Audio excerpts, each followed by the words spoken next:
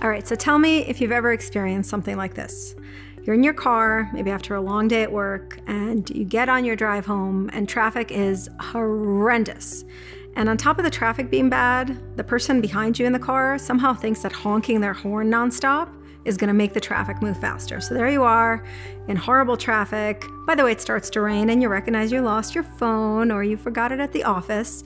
And then there's a honking sound behind you nonstop. Yes, I'm actually describing something I've gone through, but we've all been there, right? These small annoyances just add up and then you start feeling that like overwhelming feeling of stress and frustration. It just like almost like owns you, right? And you feel completely out of control to do anything about it.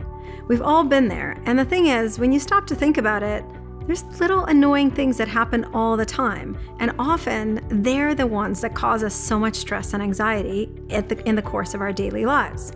So I have a practice that I want to share with you that for me has been really, really powerful in helping me not allow the stress of these small daily annoyances just like completely take over how I feel. And I call it Imagine Life Without This. So here's how it goes. It's really simple.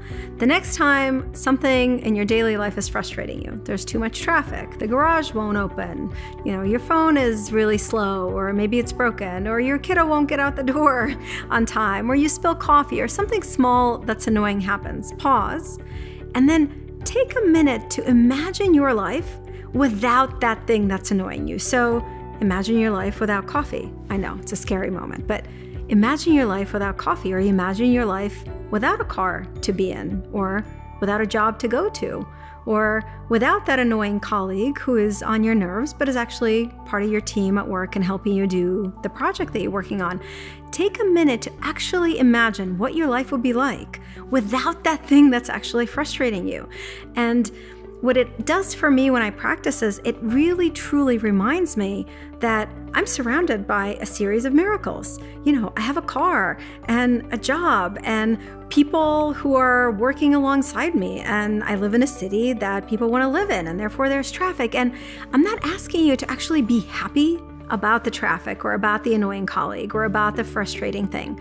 What I'm asking you to do is to remind yourself of what life would be like if you didn't have that as part of your life. And that's the practice of gratitude. What I've been describing is the practice of asking your brain to actually pause and appreciate something that's already in your life. And gratitude is so powerful because unfortunately, our brains love to focus on what's wrong. The theory is that they evolved to be this way because when something is dangerous, usually has a lot of negative stimuli, and so our brain is constantly scanning and just trying to protect us.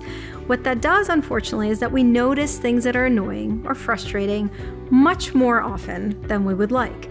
And again, when you practice this Imagine Life Without This, what you're doing is you're asking your brain to move off this negativity spiral and instead focus on something positive, on the fact that you have this thing in your life that maybe actually isn't functioning right. But the gratitude practice that you're doing is literally flooding your brain with serotonin and dopamine as you do this. And not only do you start to feel better right away, but you also develop this resilience to give you a little bit more strength, a little bit more cushion as you go through life and as you deal with these inevitable annoyances that we all deal with on a daily basis. So the next time you find yourself really frustrated by something, pause and imagine your life without that thing.